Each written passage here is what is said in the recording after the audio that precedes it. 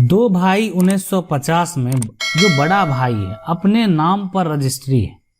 अलग होने के बाद दो जो है बराबर कब्जा चल रहा है, लेकिन अब जो है छोटे भाई का पोता कहता है कि मेरे दादा का जमीन है, जबकि बड़े भाई ने जो है वो एक तरह से बंटवारा किया और कब्जा दे दिया था और अभी तक कब्जा है, लेकिन अब विवाद चल रहा है।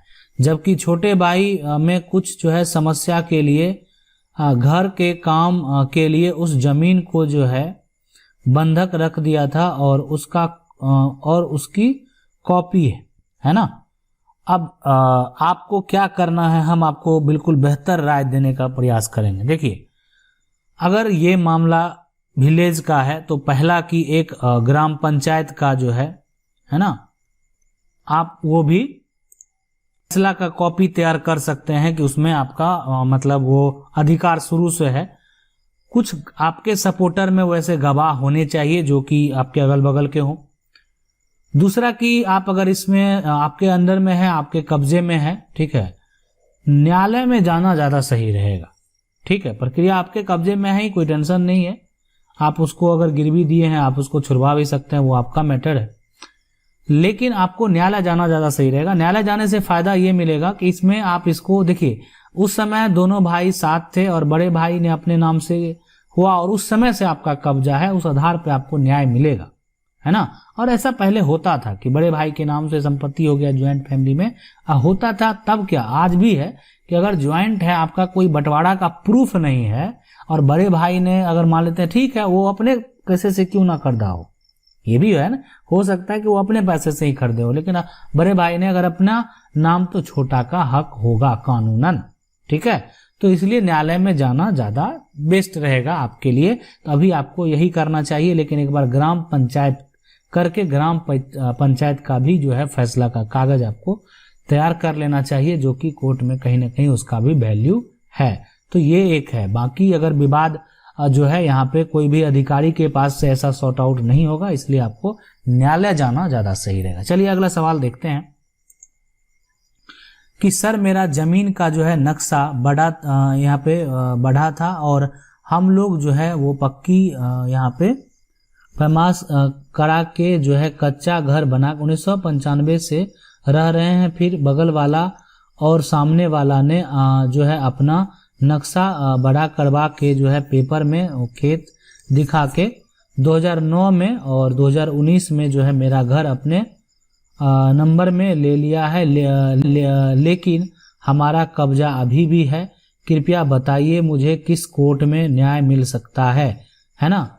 और यहाँ पे डीएम के पास देखिए, एक चीज है यहाँ पे, अगर हम आपको स्पष्ट करें कि आपका जो मामला है ना, तो इसमें क्या होता है कि जमीन का जो नक्शा है वो बड़ा, और हम लोग एक तरह से जो भी नक्शा पुराना देखना पड़ेगा कि पुराना जो नक्शा होगा या पुराना जो खतियान में रकबा होगा उसका क्या साइज है, बात आप समझने का प्रयास करेंगे। ठीक है, पुराना जो नक्शा होगा और जो रकबा होगा उसका क्या साइज है ना।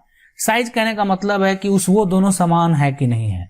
और कहीं ना कहीं न्यायालय में अगर आप जाएंगे तो उसी को मान्यता दिया जाता है, उसी को देखा जाएगा कि पुराना रिकॉर्ड क्या है।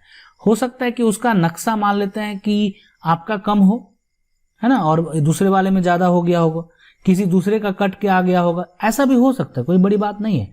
लेकिन अगर आपका सब कुछ सही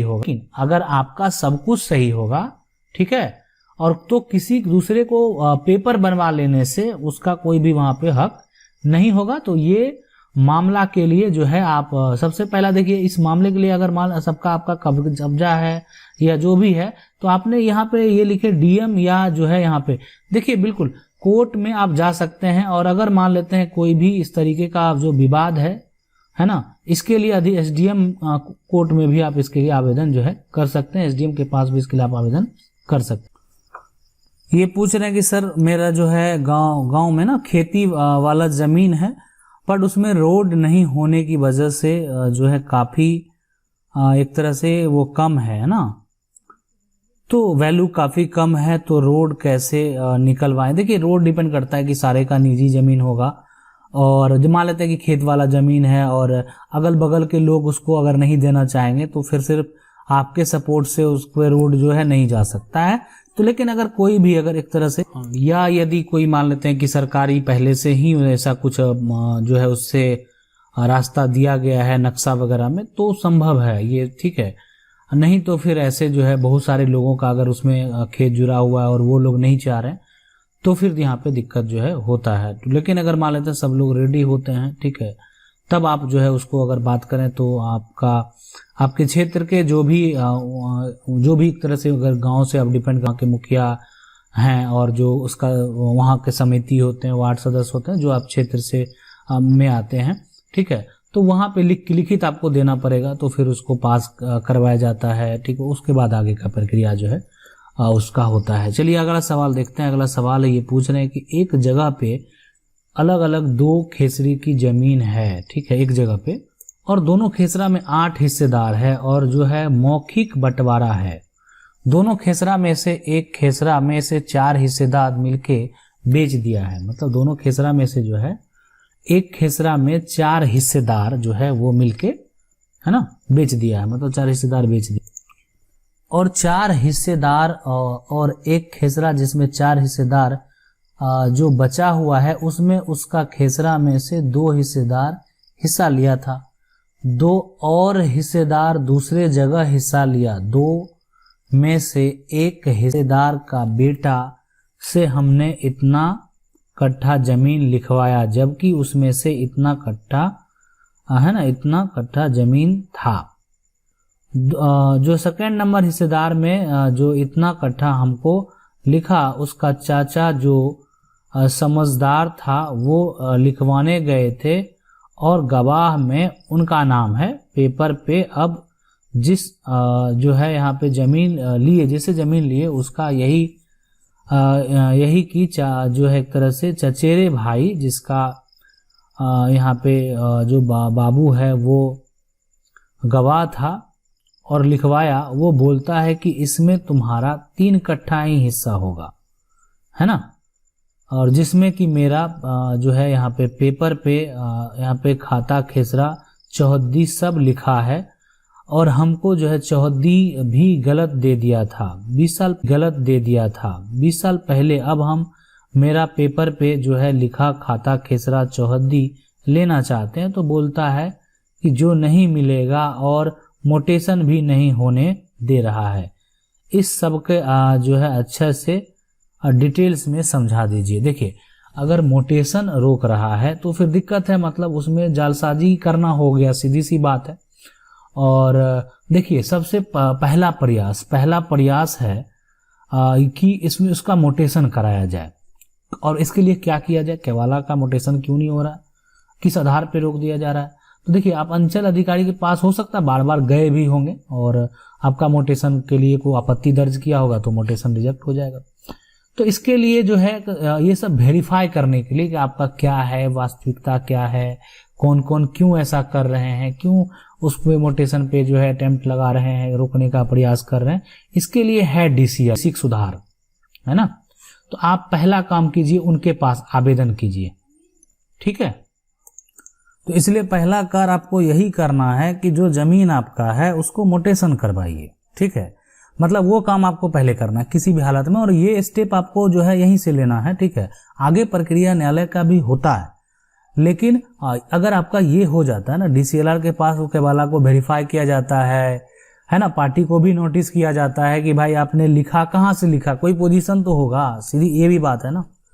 और उसमें जो कुछ ना कुछ जो सब कुछ अगर गलत होता है तो वो दूसरी बात हो जाती है। फिर मतलब अगर खेसरा सही है, जो खेसरा का पोजीशन है वो सही है ना, चौहद्दी में जो है अगर थोड़ा डिफर है तो वो समझ में आ जाता है क्या लिखा हुआ, ठीक है।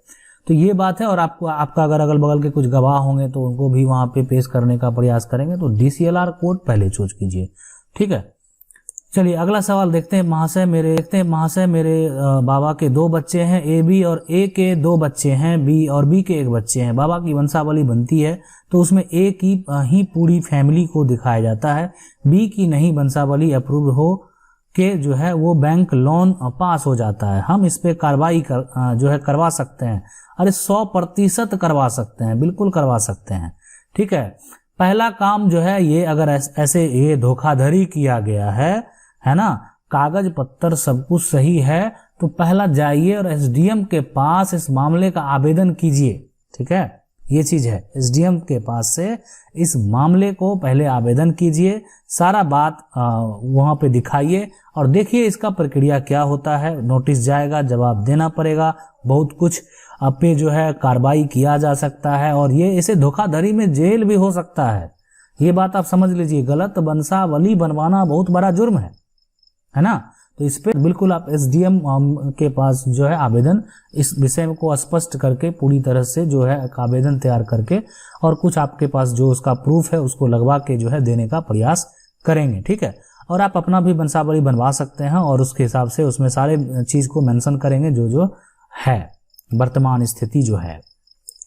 अगला सवाल ये पूछ रहे हैं सर, सीएस खतियान कैसे निकलेगा दरभंगा। देखिए, अगर आपको निकालना है और दिक्कत हो रही है ना, तो कोई प्राइवेट अमीन से संपर्क करें, हो सकता है उनका कुछ डायरेक्ट ये हो, है ना। तो इसलिए हम आपको ऐसा कोई कॉन्टेक्ट नंबर ऐसा प्रोवाइड नहीं करा सकते। आप इसलिए जो अभिलेखागार है वहाँ पे कोई भी प्राइवेट अमीन है जो फेमस अमीन हो, तो उनसे एक बार संपर्क करें, हो सकता है आपका काम वहाँ से हो जाए। अगला सवाल ये पूछ रहे हैं, मेरा 4 डिसमिल जमीन पुराना खतियान दादाजी के नाम से है ना। 4 डिसमिल जो जमीन है ना, पुराना खतियान दादाजी के नाम। तो अगर नया सर्वे में है तो जो भी आपका मामला होगा, नया सर्वे में अगर गड़बड़ हुआ है तो इसके लिए आपको न्यायालय में टीएस ही करना पड़ेगा सुधार के लिए, और इसके लिए आपको जमीन का जो भी खतियान है, पुराना नया दोनों आपको जो है निकालना पड़ेगा। अगला सवाल ये पूछ रहे हैं, सर ऑनलाइन दाखिल खारिज पर रोक कैसे लगाएं, अर्जेंट है। देखिए, हम आपको बता देते हैं, अगर आप ऑनलाइन दाखिल खारिज पर रोक लगाना चाहते हैं तो इसके लिए सीओ के पास आवेदन करें। ठीक है, कि ये जो है इसमें आपको आपत्ति है और सारा मामला को स्पष्ट करें। फिलहाल के लिए इस पे रोक लगा दिया जाए बिना जांच पड़ताल के। दूसरा ये चीज होता है ना कि अगर दूसरे व्यक्ति लिखने वाले का जमाबंदी कायम है तो फिर आप रोक भी लगाएंगे तो उतना दिक्कत नहीं होगा, इसलिए कि आपका अगर वो गलत तरीके से जमाबंदी क्यों ना हो, जमाबंदी कायम है और अपनी जमाबंदी से जमीन को बेचा है, तो फिर सीओ सिर्फ उसको वेरीफाई करेंगे, प्रीवियस आपका क्या रिकॉर्ड है नहीं है उतना वो फिलहाल उतना डिटेल में नहीं जाएंगे, लेकिन फिर भी आपको आपत्ति दर्ज जो है वो करा देना है। पहले उसको देखा जाएगा, समझा जाएगा, अगर लगेगा कि सही में वास्तविक में गलत हुआ है तो उसको रिजेक्ट कर दिया जाएगा।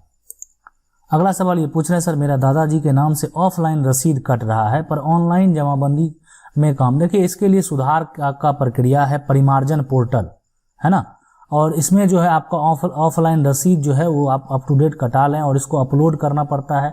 कहीं पे देखें इंटरनेट से संबंधित अगर काम होता होगा, जो मार्केट में आपका जो भी साइबर कैफे वगैरह है, तो वहां पे जाके आप संपर्क कर सकते हैं, जहां पे जमीन का रसीद वगैरह काटा हो जाएगा। तो आप समझ सकते हैं वहां पे आपको ऑनलाइन करना होगा परिमार्जन पोर्टल पे, फिर आपका वो सुधार हो जाएगा। आशा करते हैं वीडियो अच्छा लगा होगा। वीडियो अच्छा लगा वीडियो को लाइक जरूर कर दें, चैनल को पहली बार देख रहे हैं सब्सक्राइब करके जो बेल आइकन है उसको